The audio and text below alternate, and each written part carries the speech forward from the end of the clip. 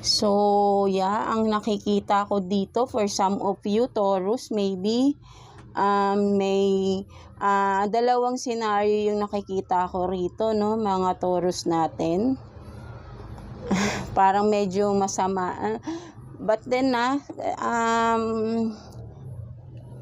ito lang kasi yung lumabas sa card natin, no? But then, if ever, no, wag naman sana, right? No? So, medyo nagulat lang din tayo, no? So, for some of you, no, but then ito, basahin natin kasi ito yung lumabas.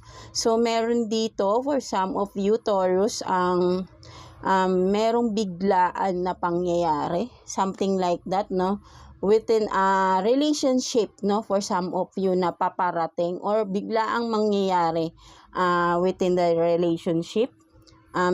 Maybe for some of you may separation na mangyayari in the near future,